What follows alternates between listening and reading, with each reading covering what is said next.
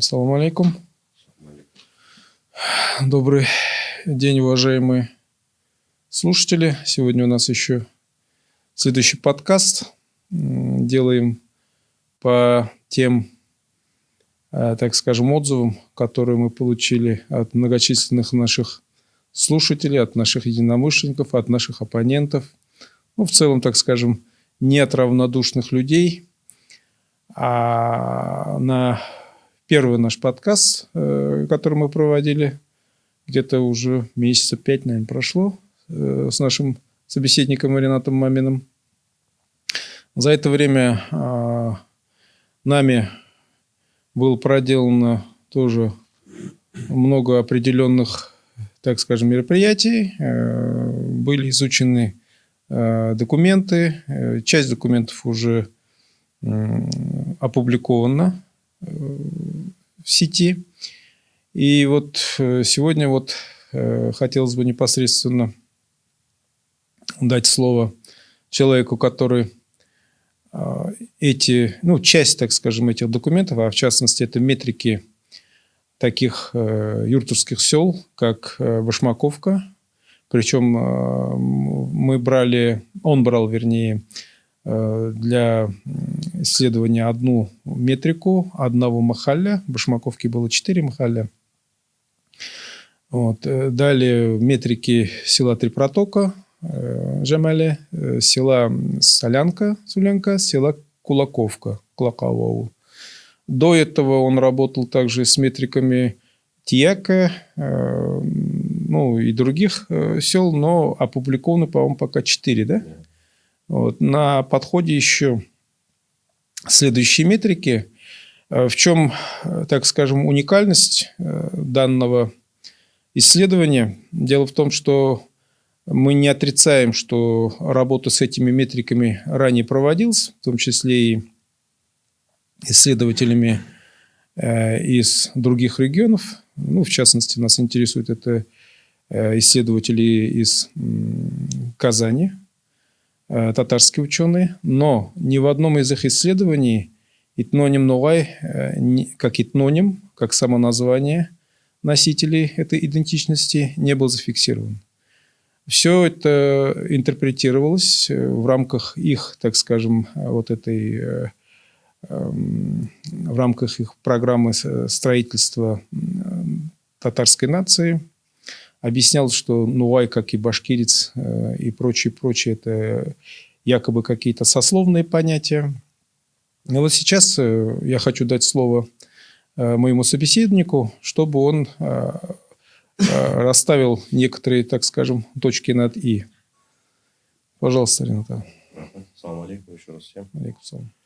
Да, на данный момент было 4, скажем так, небольших исследований по метрикам. Они опубликованы в интернете. Рандомно брал село наше. Жамаль, Три протоки. Башмаков, Казан, 3-я мечеть. Солянка, 5-я мечеть. Солянку брал не рандомно. Почему? Объясню потом. Именно эту мечеть. И Кулаковка. Во-первых, хочется сказать по метрикам. Метрические книги – это такой уникальный документ, в которых содержится такая достаточно ценная информация для нас сейчас, по которой можно изучать разные моменты.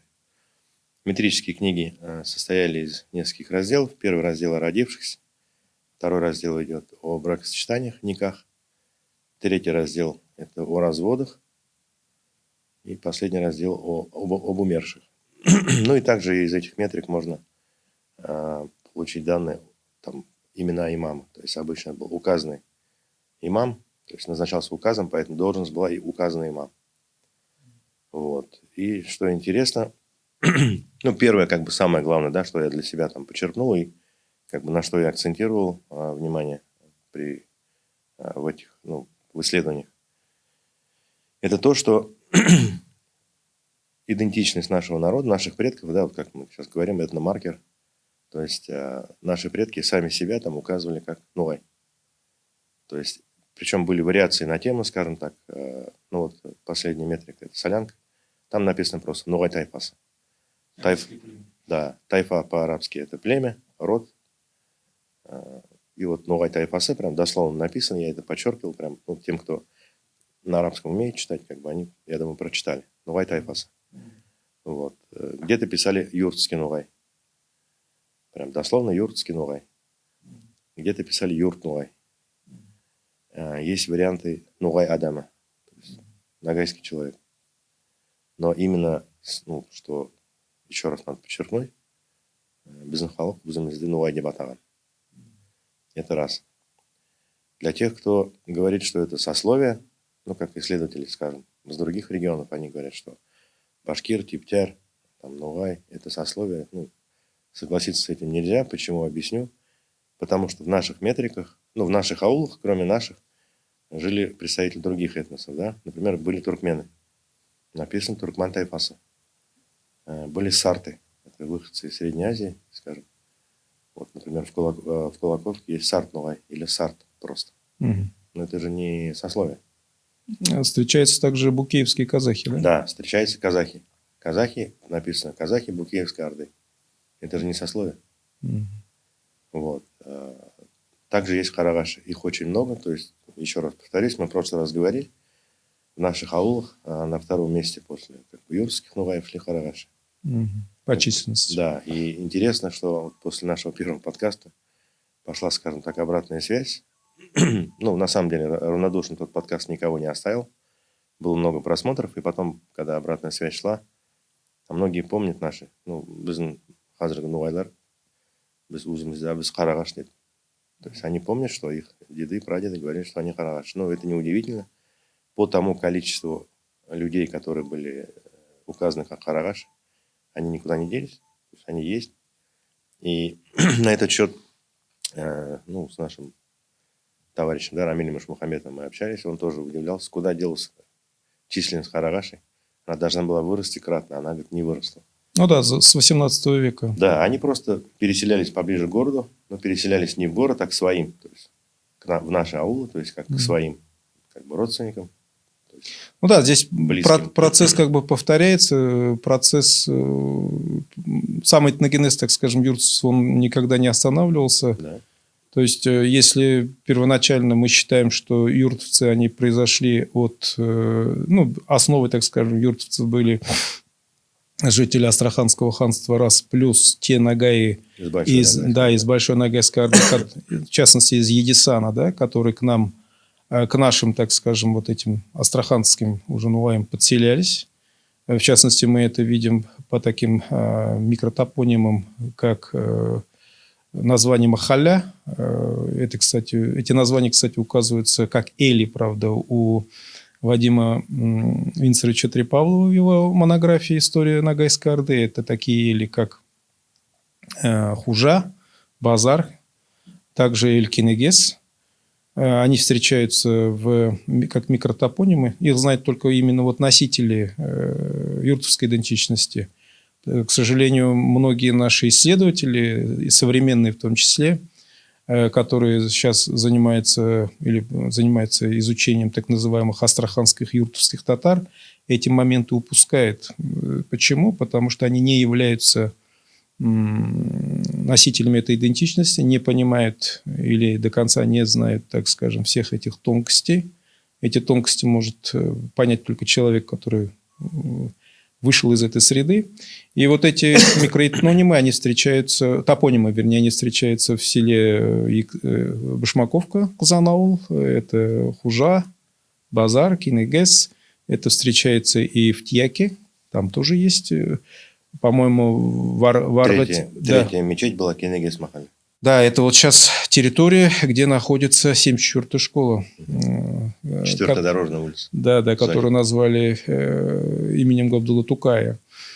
Вот. То есть человек, который деятель татарской культуры, который там, ну, мимолетно пребывал, так скажем, ему место застолбили, а сама территория, которая была основана этим самым юртовским нугаем, который Махаля это носила название Кинегес, про это уже не помнят. А в Бергетьяке, это вот со стороны города, там была Махалля Хужаул. Вот. И еще топонимы, они встречаются уже более, так скажем, крупные. Это один из санов, один из, так скажем, племен этого самой большой едисанской, вернее, большой, да, Ногайской Орды, Едисана, в частности, это Киляши. Это у нас зафиксировано в названии села Килинчи. Что интересно, на картах, российских картах, вернее, схемах, да, вот города Астрахани в 1820-х годах подобные вот топонимы, как Большая Киличинская деревня, Малая Киличинская деревня и просто Киличинская деревня, она встречается вот где-то в районе современной улицы Славянской. То есть, видимо, первоначально они были там, ну, так скажем, стационарно жили, а потом уже в дальнейшем уже их населенный пункт обосновался там, где сейчас это находится, в Приволжском районе. И вот этот процесс, он шел уже, повторялся уже после, когда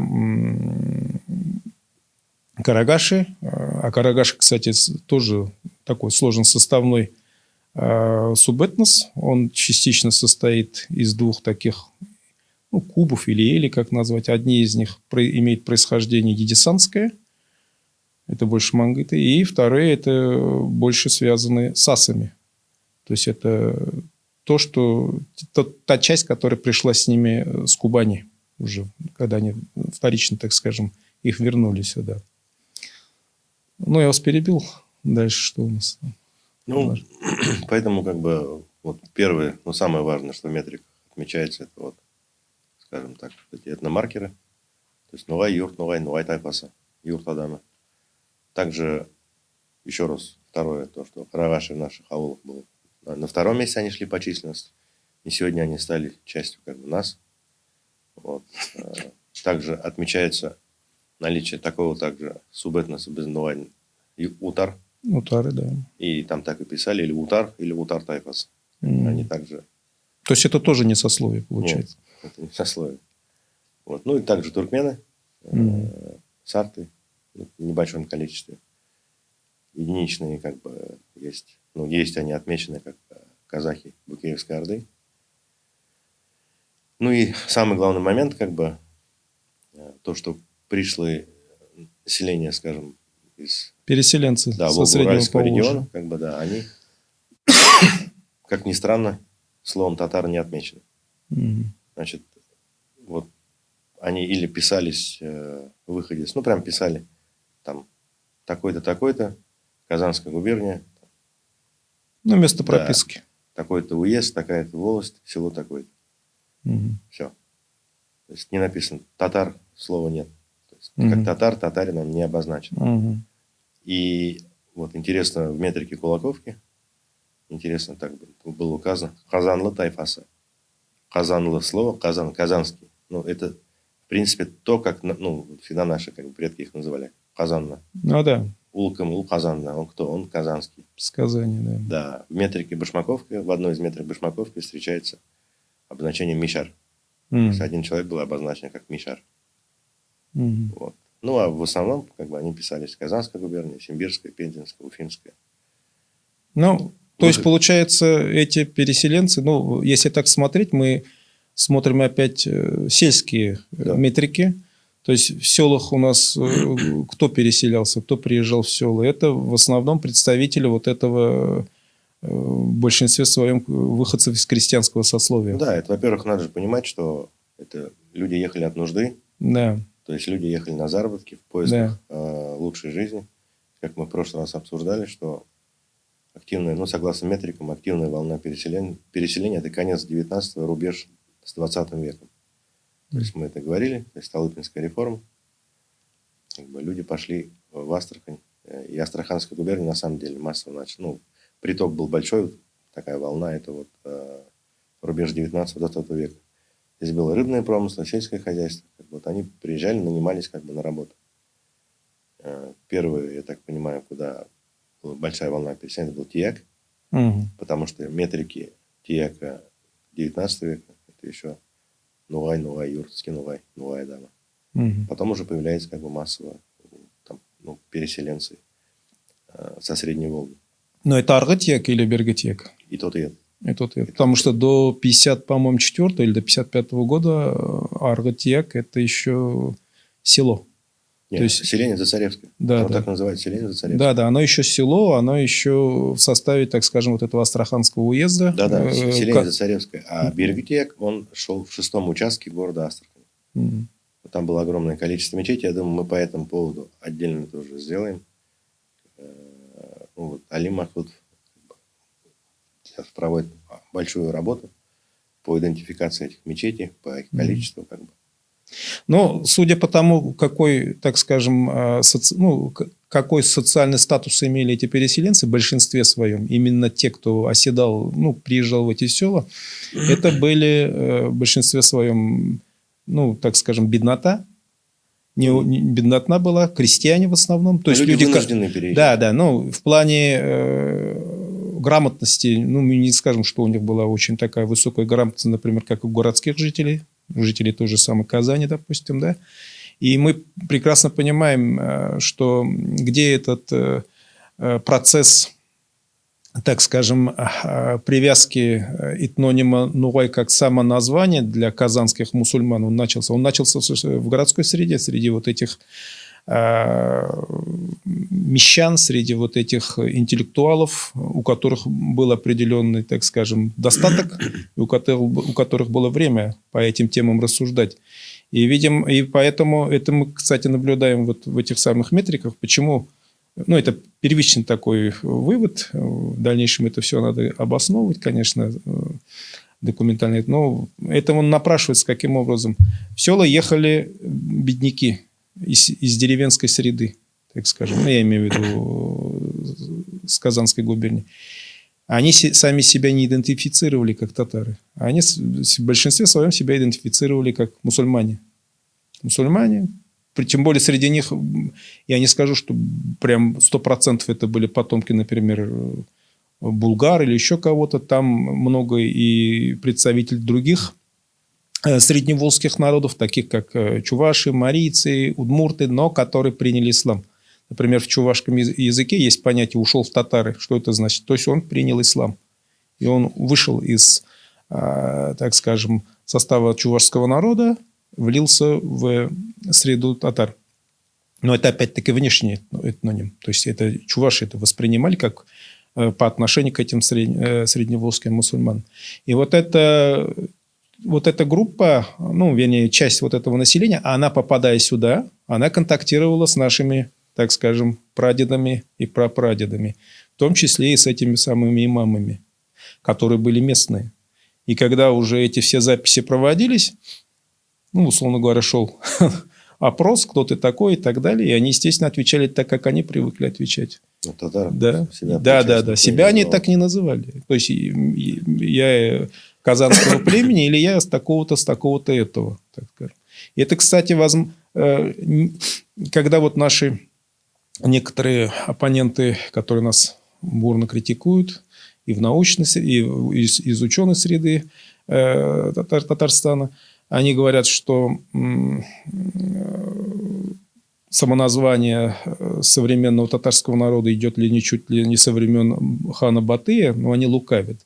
И, кстати, один из таких тоже косвенных примеров, который их опровергает их, так скажем, утверждение, это то, что почему в Средней Азии, в Казахстане, в современном Казахстане, вот этот народы, там проживающие, да, казахи, узбеки и прочее, называли вот этих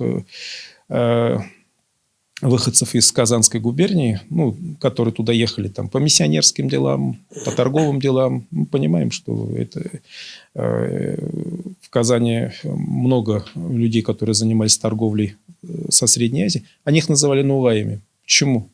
А потому что понятие татарин там было вообще неизвестно. Это раз. И как объяснить? А понятие нугай было там известно. И поэтому как это объяснить-то? Как объяснить человеку, это сидеть ему лекцию читать, тем более, если ты сам, как говорится, еще не идентифицируешься как татарин. И вот это все, мы все это наблюдаем как раз в 18-19 века, начало 20 века. И это, кстати, отразилось и вот в этих метриках. То есть, почему там отсутствует само название татарин? Татар тайфасы или татар адамы и так далее. А потому что его не было. Ну, как мы обсуждали ранее, да, что татар – это экзоэтноним. Это так же, как русская администрация казахов называла киргиз-кайсаками. Однако казахи сами называли себя казах. Ну да. А киргиз-кайсаки – это так, русская администрация русские называли как бы казах. Но они так себя сами не называли. Так же и со словом татар. Татарин как бы это... Ну, первоначально вообще, если так смотреть, даже это некоторые ученые из Казани это признают. Тут же Марат Гатин, например. Вот недавно вышла даже работа этого историка Белякова. Понятие татарин – это было сословное понятие первоначально. Оно было сословное, как понятие казак, ну, имеются казаки, тархан и прочее, прочее. То есть, когда мы читаем летопись, Казанский летописец, то есть присоединение Казанского ханства к Московскому государству, понятия татарин как обозначение народа там нет.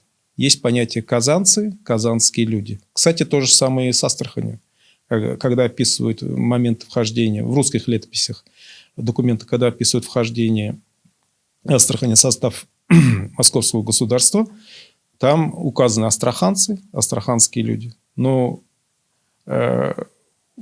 исследователи из Казани сразу подводят читателя, так скажем, подкидывая им такую морковку, говорят, ну, кого могли иметь в виду русские под понятием казанцы или астраханцев? Только татар, больше там некому.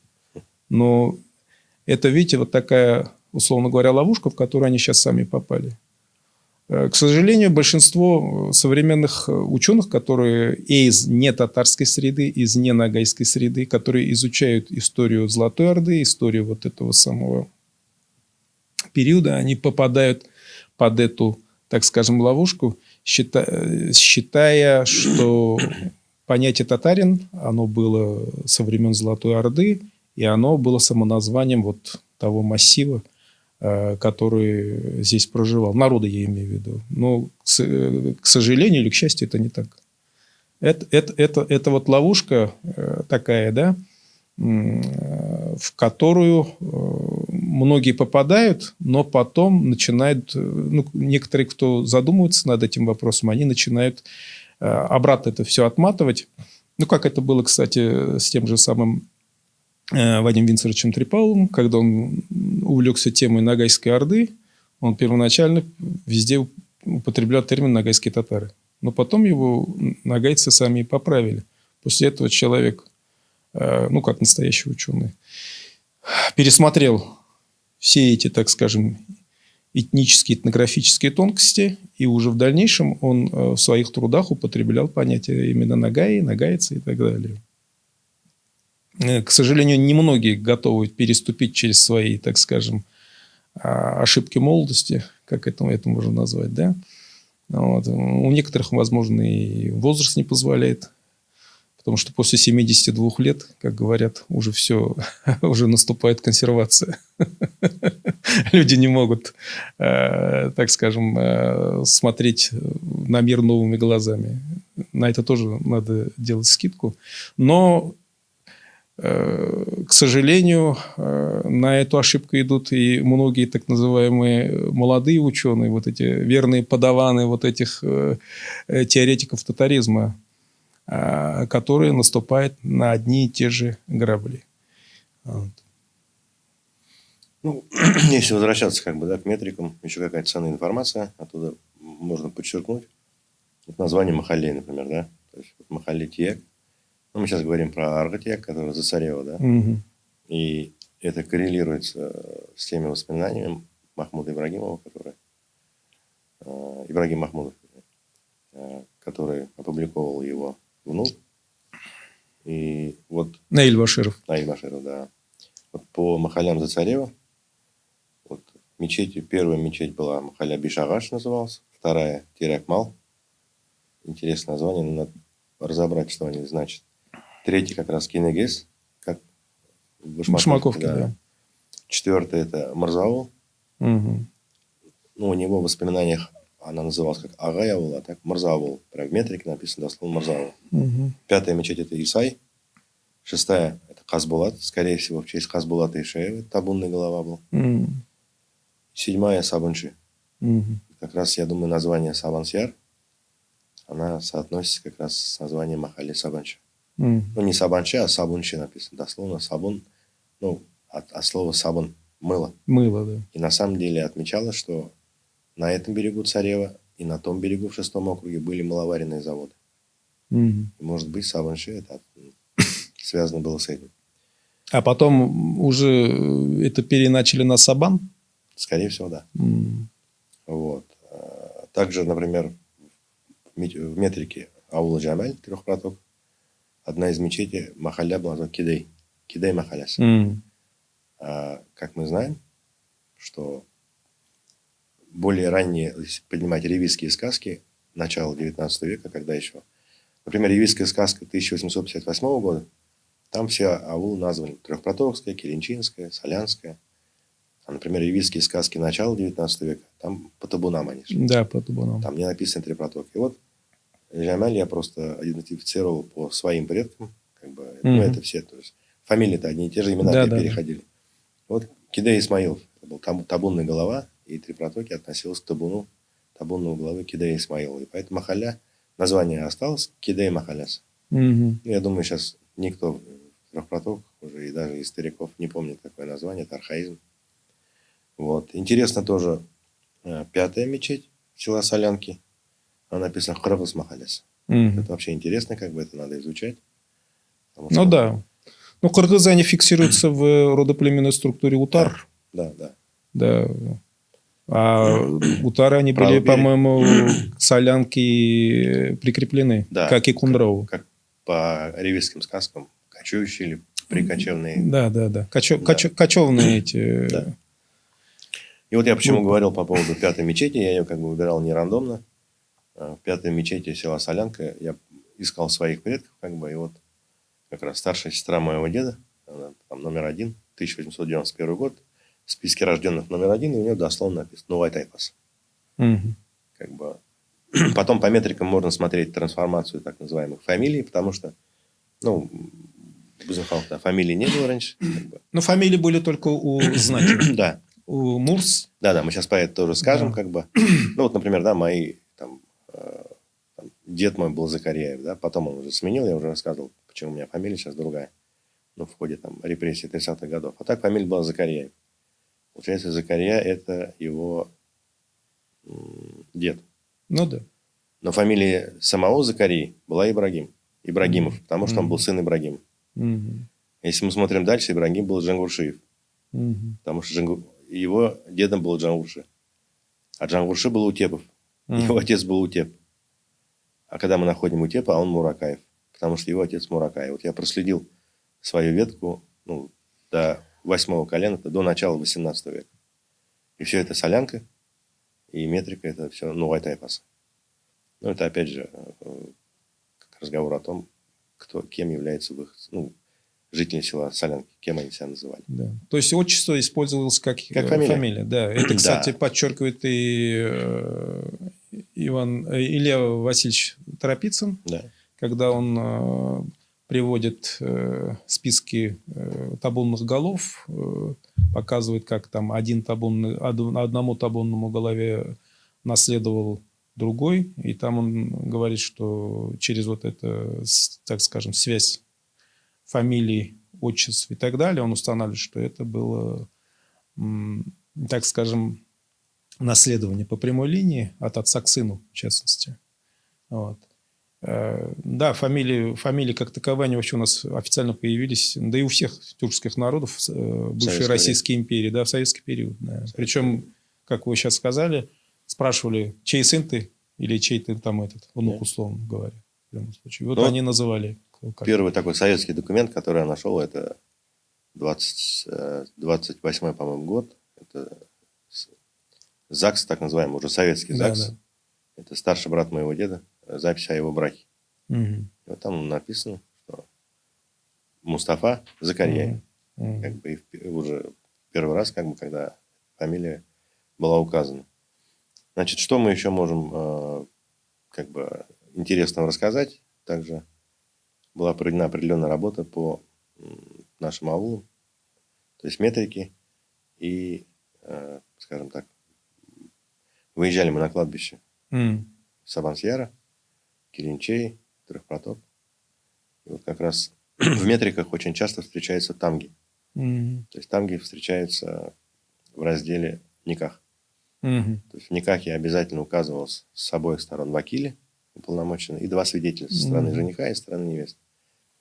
И нередко вакили вместо того, чтобы писать, они ставили тамгу свою. Мгм. Вместо подписи. Да. И писали тамга койдам. Дословно. То есть тамгу свою поставил, я такой-то. Я подтверждаю. Да, да. И вот эти тамги, они очень интересные. То есть мы их находим на кладбище. И вроде бы, да, кладбище Сабансьяр, это рядом, это город. Мгм. Но это как раз кладбище всего Тияка за цареве всего. Оно большое, оно старое. Там очень много конградских тамг. Конград имели тамгу, Бусага тамга, Ну да. П-образно. П-образно. Она там есть. Потом Кусял тамга. Ну, и еще Ргахол называют ее, да, Крючок. Вот, в частности, на Башмаковском кладбище мы его исследовали где-то в 8-м или в 7-м году. Перерисовали все тамги. Там до военный период. То есть там участок, он, кстати, был по разговорам, ну, по информации стариков, вот это кладбище, оно находится на бугре Кустубе, двойной бугор, название само чисто нагайское. Оно делилось на две части. И вот по информации стариков, в одной части хоронили покойников, которые были выходцами из Махаля Курнат и Базар, а в другой Кинагаси и этих, как его, Хужа, да. И там действительно только тамги. Причем могилы лежат так, что хоронят этих представителей одной семьи или одного, так скажем, рода, потому что сохранившиеся вот эти камни, видны, что вот эти тамги одни и те же, одинаковые. Или же с какими небольшими, так скажем, вариациями. Там черточка какая-то нарисована или там точка. Вот. И там, по крайней мере, из тех сохранившихся перерисованных тамг преобладает тамга с различными, правда, ее вариациями. Это тамга щумщ. То есть это мангытская тамга. Простая имеется в виду. Щумщ – это кружок, и снизу вертикальная палочка. Правда, там, конечно, когда идут вариации, там некоторые эти, как его, старики там говорили, это ашар тамга, то есть ключ уже похоже на ключ, там еще на что-то, да. Но вот это есть. Хотя и есть и другие тамги. Вот.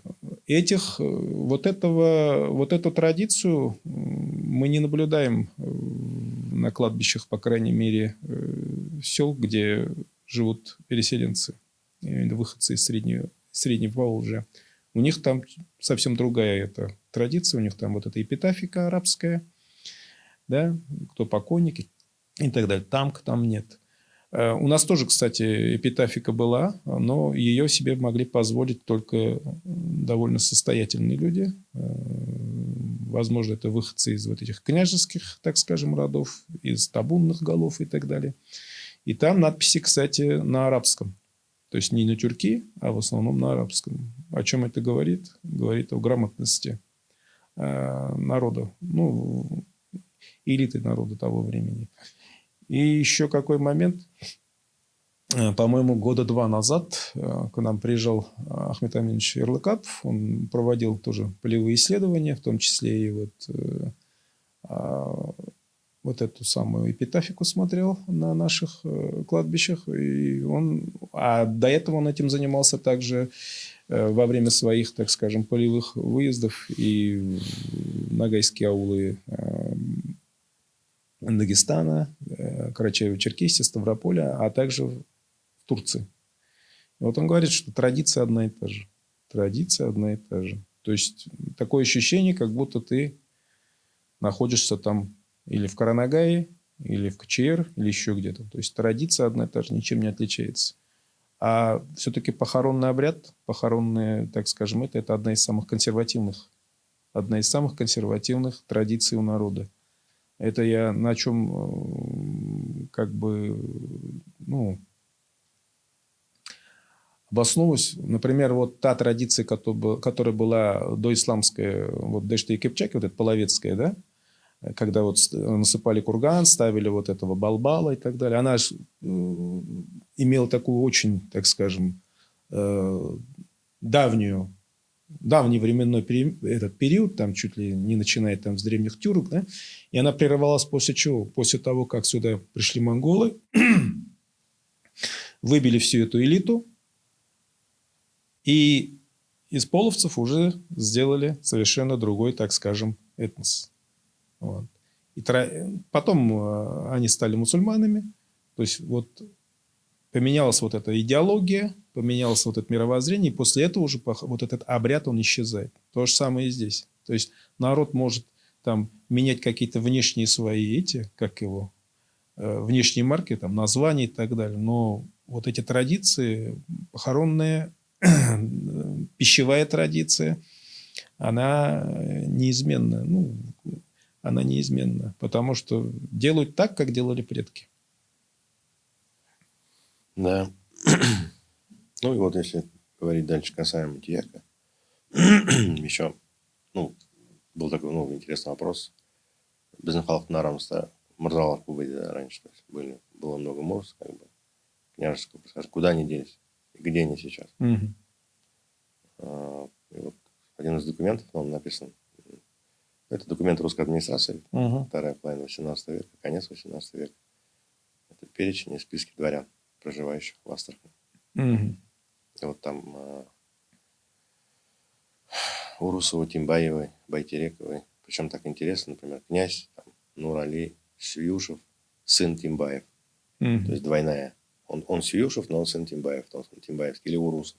Или там Мурза Ишназар, такой-то сын Байтереков. То есть две фамилии. То есть он из рода Байтерековых, из рода Урусов, из рода Тимбаев. Так вот, большинство их проживало где? В Тияке. Тияке, да. В обоих Тияках причем. И прям там написано, проживает в собственном доме в Царевской Слободе. Там владеет пашенной землей, столько десятин, имеков столько-то. То есть они жили. И только потом, когда уже ближе к середине 19 века дворянских титулов они были лишены. Я думаю, сейчас потомки их до сих пор проживают там же. Просто они не помнят. Фамилии поменялись. Я думаю, многие из них, которые урождены, по сути, Урусовы или Тимбаевы или Байтерековы, то есть это такие идыгеидские, да, это же идыгеиды. Ну да. Они не помнят уже, кто они. И, может быть, фамилии уже поменялись, они стали Ибрагимовыми, Махмудовыми, я не знаю, кем еще. То есть фамилии, которые сейчас у наших людей, некоторые наши заблуждаются, они думают, вот я сейчас например, Ибрагимов, это моя фамилия, чуть ли не со средних веков. Нет. Да. Эта фамилия это взята по имени какого-то прадеда, который жил. 100 лет от силы этой фамилии. 100 лет. Да, вот если смотреть по метрикам, а потом дальше продолжать по ревизским сказкам, потому что метрики, они начинались, по-моему, с 1820 какого-то года по указу Сената. А те, которые в нашем архиве, вот по нашим аулам, они начинаются с конца 80-х годов. С 80-х годов 19 века. В архиве в Уфе есть метрики все, насколько я знаю. Потому что Астрахань ходила в Оренбургское Магометанское собрание. А когда после революции архивы из Оренбурга уехали в Башкирию, в Уфу. И они сейчас там. Мы сейчас думаем, каким образом получить доступ к этим данным. Я думаю, сначала мы его получим. И еще глубже будем исследовать. Ну, что еще хочется сказать? Не только, ну, вот эти вот 4 аула, которые мы назвали, так, ну, я постарался более, ну, подробно, прям полностью изучить, то есть все разделы. Там им такие данные есть по смертям, то есть мы видим, детская смертность была большая. Причем от простуды, от удушья дети умирали. Мгм. Вот я своих как бы предков нашел, да, то есть Мгм. родился там двоюродный брат моего деда, и через месяц он умирает. От удушья написано. Ну, эти аулы, если так смотреть, по тому же вот сохранившемуся источнику вот Самуила Готлиба Гмелина, 1769 год, он же перечисляет их, за исключением Солянки. Солянку он еще тогда не фиксирует. Но Башмаковка, Казан, Три протока, Джамине он пишет ее, указывает, не Джамаля, а Джимане. Далее Кулаковка, но она указана там не как Баздамгуль. Кулаковка, а как Баздамгуль, да. Потом двойное название Баздамгуль или Кулаковка, она фиксируется уже у Небольсина через где-то 1852 году. Они указаны как одни из, так скажем, вот основных юртовских сел, аулов. Плюс это Казал Мушейк, плюс Ексатова Майликуль и плюс Каргал, да. Ну и Тек. Вот Тек. Вот они указаны. То есть это вот как раз такие, так скажем, основные аулы. Причем у многих эти многие села, они имеют свое аутентичное юртовское нагайское название. Многие названия, кстати, связаны, скорее всего, с именами их, ну, либо владельцев, да, либо основателей из числа табунных голов. Да, Семиков. Ну, Джамине тоже, я так понимаю, что он связан с именем табунного головы Джимана. Джиман или Джуман. Ну, есть... Там написано Жумаиль, как бы вот так. Вот с ним. Также и Казан с именем табунного либо головы, либо... Иксатов, Яхсат тоже. Да, Иксатова это по землям владельца Ексата, Мурзы Ексата. Скорее всего, он был тоже идагеидом. Мурзы все идагеиды были. Да. А вот то, что название Майликуль, Баздамкуль и так далее, это, скорее всего, связано... Гидронимы, да. То есть это вот эти Ильменя или вот эти подтапливаемые места. И только Киляши, да, это название... Киляши это название чисто такое. Потому что такое же есть, по-моему, в Ставропольском крае. Именно Килинчи, и в списке родов, нагайских родов племен Килинчистское. Киляши это крупное родовое объединение. Но это один из племен, да, и вот это Едисана, семи есть как бы племен. версия, но я считаю, несостоятельной по поводу переселения. Кильча, там, переселяйся. Это, так скажем, folk-history. Да. Это folk-history. По поводу Казана, кстати, понятие, вот этот топоним Казан, как название этого, как его населенного пункта, он встречается вообще не только у нас. У нас он никак не официальный, как народное название. Он встречается в том ареале, так скажем, влияния или ареале проживания нагайского народа и нагайского этноса, и, в принципе, в том ареале, где были, так как ввел, кто у нас, не то Ярлык, этот Ахмед Аминович, кто там ввел, нагайские государства, да, такое понятие. Оно встречается в Мангышлаке. Там есть сейчас до сих пор, кстати, в Казахстане, вот сейчас это Мангостауская область, недалеко от Актау. Там есть поселок Казан. Я был там в 2010 году в Актау. Я спрашивал у местных этих краеведов, тех, кто... там была конференция такая масштабная. И вот я у местных казахстанских коллег спрашивал, я говорю, с чем вообще вот происхождение, этимологию этого понятия вы можете объяснить? Они приводили там какого-то местного краеведа, там довольно такой в возрасте был дядька. Он говорит, мы, говорит, не знаем. Мы, говорит, не знаем. Я говорю, я им, в принципе, объяснил. Я говорю, вот такое происхождение. Они говорят, мы, говорит, это, говорит, первый раз, говорит, слышим. Будем, короче, как бы иметь в виду. И такой же топоним встречается, по крайней мере, по-моему, 19 веке на картах русской администрации. Это в Ставрополе, в Очекулаке.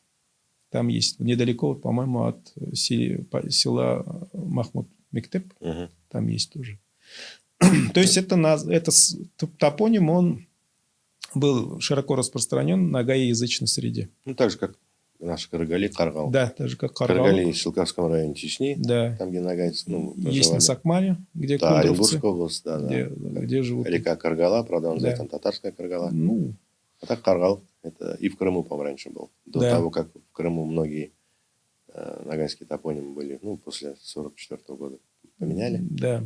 Как бы там тоже такой был топоним. Ну, Поэтому... там и Киногаз встречается Да. очень часто, и Кунград. Ну, там и Манго, и там Манго, все, там и все, Найман. там все, Да, там все. в Крыму Там вот этот центрально-степной ковер Крым, был, это да, сплошь. весь. Да. Он там понатыкан этими топонимами. И все Северное Причерноморье, кстати, где вот как раз были вот эти Едисаны, Идишкули, Джимбуйлуки. Ну, это И побережье Буджаки. Северно-Азовского моря. Да, прям. Да. Поэтому, как бы, метрики – это такой достаточно ценный документ, из которых очень-очень много можно чего подчеркнуть. Как жил наш народ, названия, имена. Интересные имена там, да, то есть такие архаичные. То есть какие-то мы сейчас помним, но я, к сожалению, такими именами сейчас детей не называю.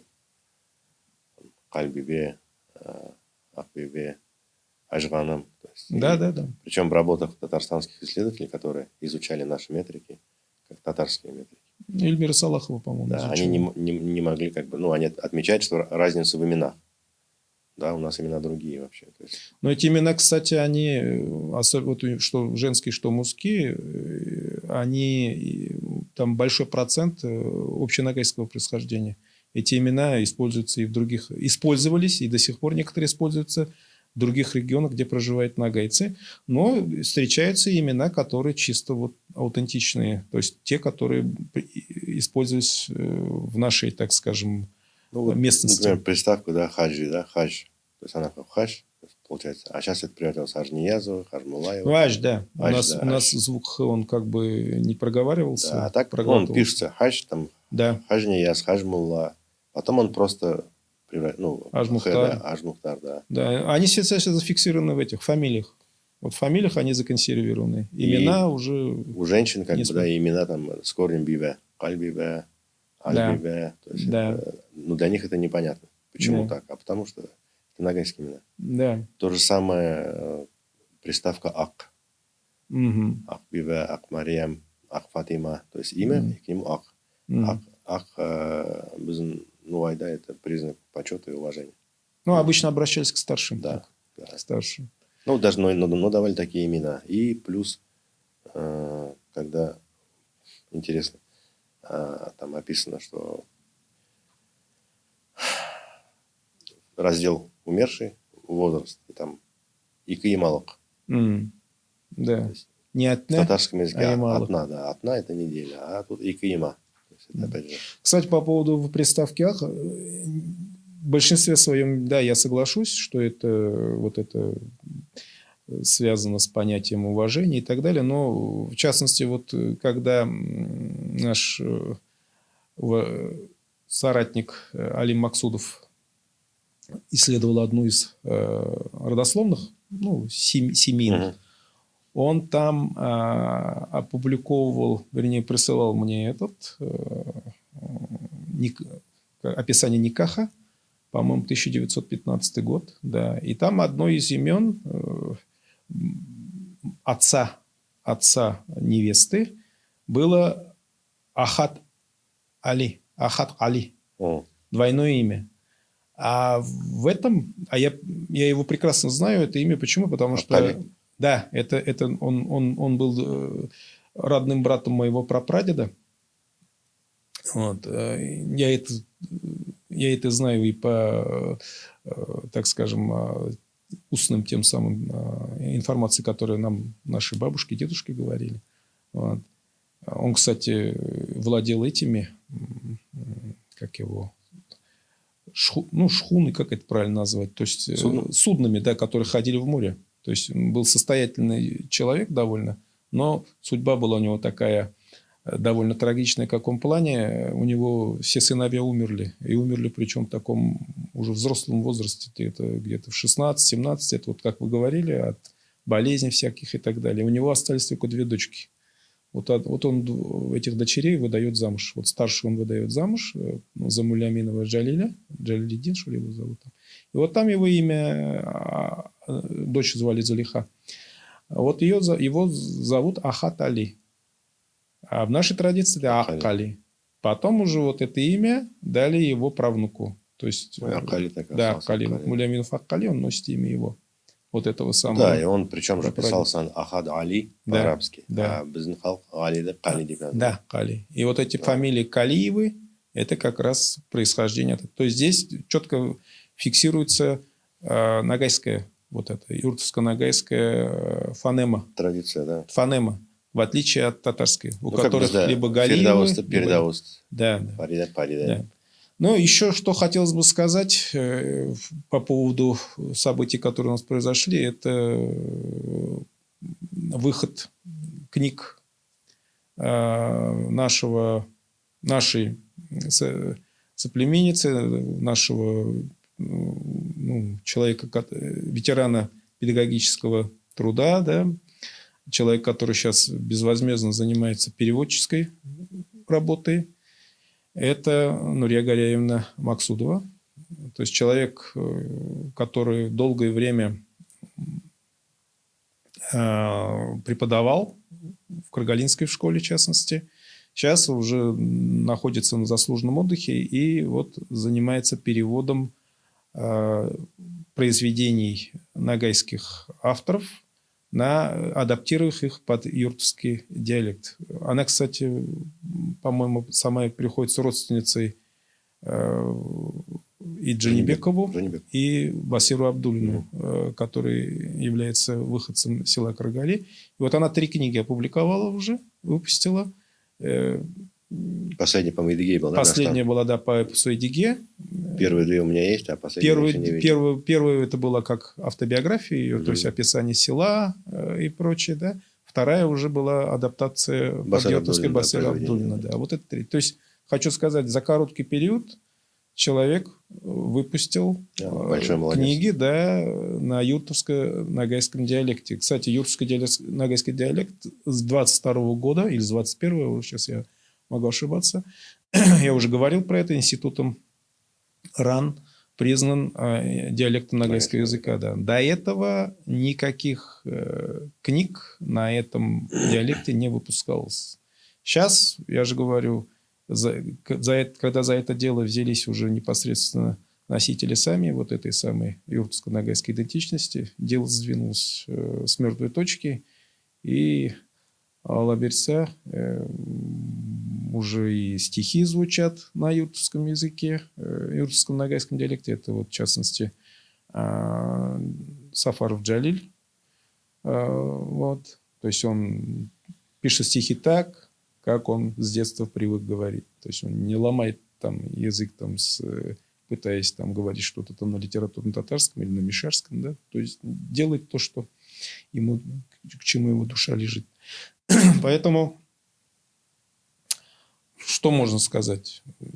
Равнодушных людей к этой теме нет. Я думаю, что по поводу вот этих самых метрик мы продолжим работать. Конечно. Продолжим работать, да, раз. Да. И я думаю, это все в конце концов выльется в статье как минимум, а так вообще мы думаем, надо выпускать брошюру или небольшую такую книгу именно по этим самым метрикам. То есть это должно быть зафиксировано, да, как научная работа. И уже в дальнейшем, чтобы многие авторы, многие ученые, которые занимаются этой темой, на нее тоже как бы ссылались. Еще такой маленький анонс хотел сделать. За прошедшее время, что мы сделали. Значит, было проведено ДНК-исследование. Значит, отобрал я 10 человек из нашей юртовской среды. Значит, делали в лаборатории по ДНК. Делали исследования по Y хромосоме. 37 маркеров? Да, 37 маркеров, Y хромосома. И в ходе этого исследования 2 пришлось доделать еще по аутосомам, по FF. Интересные вышли результаты. по 9 РМ результаты есть. Значит, ну, как бы делает лаборатория, а уже расшифровку делает наш соплеменник, товарищ наш Азрет Жумаков. Я пока не буду называть результаты, потому что мы сейчас ждем последнего 10-го.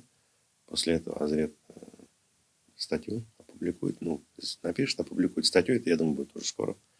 Но такой спойлер один сделаю, что аутосомно, ну, в принципе, какие еще доказательства нужны, аутосомно без нуайлер. То есть у нас у юртовцев, как и у карагашей, это где-то 50-52% по аутосомам это Восточная, ну, это Азия, 48% это степная Европа. Поэтому. Ну и по Y вот, интересно было, то есть я отбирал образцы, если, значит, это села Три Протоки, это Карагали, Башмаковка, это Осыпной Бугор, Кулаковка. И как бы один, он житель города, но они из Тияк. Они вообще утары по метрикам, как бы, хотя они этого не помнят уже. Но по метрикам они утары, их предки выходцы из аула Штуга. То есть мы говорили, это аула его сейчас не существует, он находился рядом с Ингаскером, но они утары. Вот. И очень интересные результаты, там прям очень интересный результат. Но я думаю, статья выйдет в ближайшее время. А уже после этого зимой должны прийти результаты большого Big Y исследования. Наших было порядка, по-моему, 15 человек. Да. В составе такого большого ногайского проекта. Но это мы ждем зимой. То есть, ну, вот уже с точки зрения, ну, со стороны ДНК, генеалогии, ну, ДНК исследования, еще одно подтверждение того, что Бзнхалку, новая Халтен Берзат. То есть, Кисяги. Да, мы часть ногайского как бы мира. Вот, поэтому, что хочется еще раз, Бзнхалка Уенмакерек, уже давно пора проснуться. К сожалению,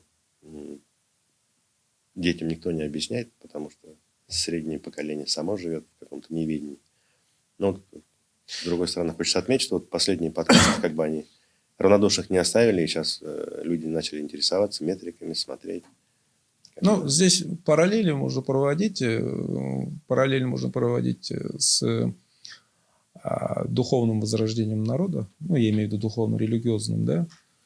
То же самое, вот вы сейчас сказали про среднее поколение. В большинстве своем вот сейчас среднее поколение, чуть старше, там, они выросли в атеистической среде, поэтому им как-то неинтересна вот эта тема. И то же самое с этичностью. То есть им это неинтересно. У них на первом месте что? Это чисто вот бытовые интересы. Все. Просто... А то, что все, что связано, так скажем, с миром, условно говоря, невидимым и так далее, ну, вот с этой темой, да, такой материи. Вы, по-моему, и в прошлый раз говорили, что Беттенбеля Маданшлахтан, да. Им проще так. Ну, пусть за нас другие думают. Просто, нам-то зачем? К сожалению, да, наши предки были достаточно образованными людьми. Когда вот читаешь дореволюционные выпуски газеты «Идель», тоже на тюрке там была колонка «Нувай Халляри», да, называлась. И там вот наши предки писали статьи различные, как бы. И опять же, везде назывались Нувай на Халляре, Нувай на Уллара. Но здесь тоже есть такой момент, исторический, мы скажем, коллизии. Эта же элита была выбита. Да. Она была выбита. Произошла вот эта замена элит. Ну, имею в виду элита интеллектуальная. Вот. То, что вот я вам говорил по тем же самым куманам, в принципе, то же самое и здесь произошло. То есть подменили, вот эту настройку снесли. Ну, а эти уже основная масса, так скажем, глубинный народ, им уже начали прививать совершенно другие ценности, совершенно другие понятия. Ну, а им что? Им-то как... У них вся жизнь, так скажем, связана с тем, чтобы хлеб насущный добыть. Там не до высоких у них материй, понимания. Ну, сейчас эта информация открывается, как бы. Мы ее будем стараться опубликовать. Просто хочется, чтобы наш наши люди. Да. Наконец-то осознали. Да, да. Ну, работаем что, еще, так ну, вот говорю, вот эта работа, она направлена на молодежь. Потому что у старого поколения их, так скажем, жизненный стакан уже полный. Туда уже наполнен вот этой всякой... Просто мы должны быть теми, кем называли себя наши предки. То есть, еще раз, да, вот есть тоже в одном из номеров газеты «Идель» статья Мула Алаш, Умар Алаш из Башмаковки. Башмаковки, да, он да, хужа, Махалля Хужа был он этим имамом. Грамотнейший человек своего времени, который учился в Казани. И вот статья его, как оказалось, касалась праздника Навруз Амиль. То есть это забытый на сегодняшний день. Ну вот единственное, что я в своей молодости видел, это так называемый Майдан Башмаковки. Ну да. Но он был приурочен к ноябрю. Понятно, что 7 ноября, как бы коммунизму. А так Амиль Байрам проходил в марте месяце. Начинался в Тияке и потом шел по всем аулам проходил. Да. Амиль, Навруз, как бы... Ну, он в этой статье пишет, что это аналог праздника Сабантуй у казанских. Но у нас он назывался именно Амиль. И вот там он описывает, что Амиль Байрам Нуайловтын Хатеры. То есть память о Ногайстве. Он, кстати, одноименное название только Хамаль они его произносят, есть у сибирских. А здесь он тоже, если читать на тюрке дословно, буква Х начинается. Ну, мы его как традиционно Амиль. Ну, что интересно, вот вы сказали про Майдан. У нас в этих, как его, праздниках проводились основные 3 вида спортивных, условно говоря, соревнований. Это конская... Ат-Ярыш. Да, Ат-Ярыш, скачки, да, стрельба, Алтын-Кабак и борьба. Крэш, да. Причем у нас она называлась Бильбау Крэш, борьба на поясах. А вот казанские и прочие исследователи его называют Нугай Крэш. Что интересно. Вот. И она в какой-то степени перекликается вот с другим, так скажем, комплексом спортивных этих состязаний. Тоже у кочевых народов. Это, например, у монгол. У них есть такой праздник Наадам. И он так переводится, как соревнование 3 мужских соревнований. То есть стрельба из лука, скачки и борьба. То есть традиции вот эти, которые они у нас были, они сохраняли вот эту воинскую традицию, степную, садническую. То есть у нас не бегали там с ведрами с водой во время праздников или там не носили эти... в мешках не прыгали, там на этих... во рту в ложке гусиное яйцо не носили. То есть здесь занимались вот именно тем, чем занимались их предки. Поэтому это все надо возрождать. Это... Во-первых, надо изучать свою историю. Изучать, да, возрождать. Мугайлар – это воины. Мугайлар – это элита Золотой Орды. Да, молодому поколению, которое вот сейчас растет и ищет, так скажем, какие-то ориентиры для будущего, его надо искать вот недавно же был, в истории своего народа. Конный поход, конники из Дагестана. И они как бы... Центр притяжения – это опять где? Ну, Астрахань. Да, Селитрина, да. Астрахань, да. И там был такой момент, как бы курьезный, но он, может быть, приведет к какому-то археологическому открытию, что один из конников провалился в Курхану. Да. Это захоронение, по-моему, 15 века. Аналогичное захоронение встречается и на территории Сарайчика. Ну да, астраханский археолог Плахов, он же его описал как ногайский такой обряд, вернее, ногайскую традицию, именно захоронение средневековой знати вот этой Курхани. То есть там простых людей не хоронили, а именно вот знатных этих хоронили Курхани. И там, да, фиксируется, что именно уже с мусульманскими, со всеми обрядами. Опять же, слово Курхана, да, вот у нас было такое выражение, когда бабушка ругала была с изменой Гурга Картас. Гура – это могила. Это могила, да. Могила, да. Да, это могила. То есть Гурхана – это могильный помещение, да. Если переводить дословно. Да, это интересный такой момент был с тем, что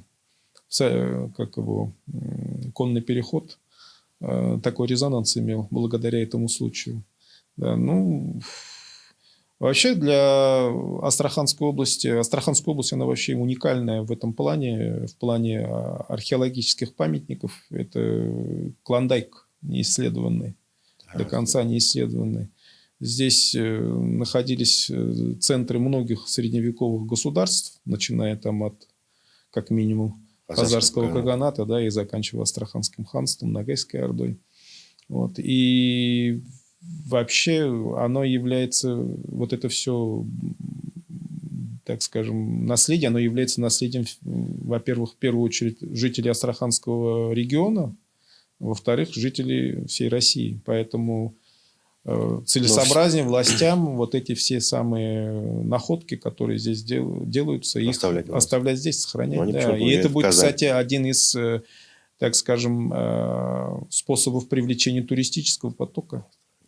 Потому что, ну, к сожалению, в связи там с различными природными, антропогенными причинами у нас рыбные запасы истощаются. Что еще показывать-то тут? Ну, человек съездит на рыбалку, съездит там еще куда-то, да. А для души вот ну, вот, к сожалению, да, тоже, да. И еще один момент в рамках вот того проекта, который сейчас у нас здесь делается, вот этот север-юг и так далее, это тоже же один из показателей. Его же не просто так здесь сделали.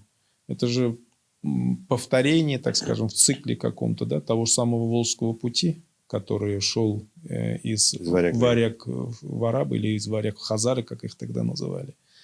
То есть Астрахань опять становится, ну, центром такого притяжения, да, поэтому как с этим местные власти, да и не только местные, федеральные власти с этим богатством, с этим наследием распорядятся, это дорогого стоит. То есть кто смотрит в будущее, он будет это все дело фиксировать здесь, оставлять для того, чтобы показывать все вот это богатство, многообразие тех народов, которые здесь проживают в мире, в согласии в этом регионе, да, и вывозить эти артефакты за пределы региона, это как минимум преступно.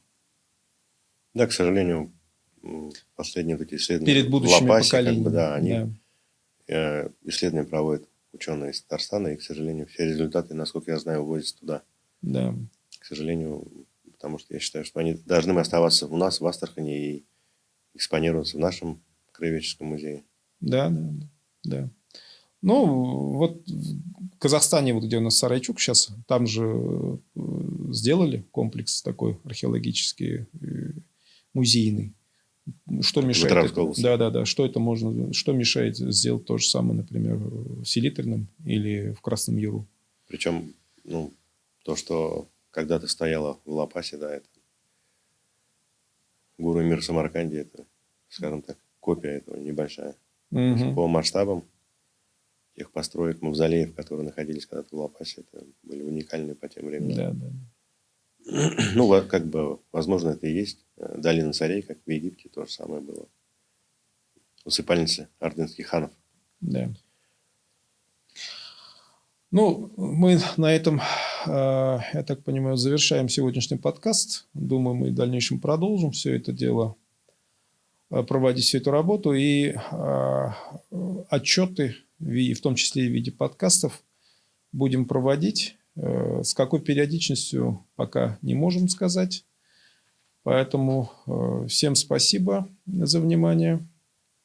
Спасибо зрителям. Спасибо участнику. Спасибо хозяевам студии, которые нас снимают.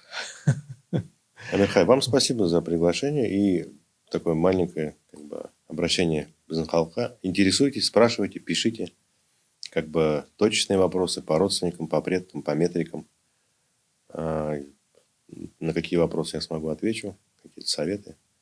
Я могу дать совет по ДНК-исследованиям, это очень важно, интересно. Ну и объясняйте детям, рассказывайте, интересуйтесь. И пока есть старшее поколение, спрашивайте у них. Потому что они, к сожалению, уходят, а это носители большого объема информации. Так. Всем спасибо еще раз. Салам алейкум. Салам алейкум.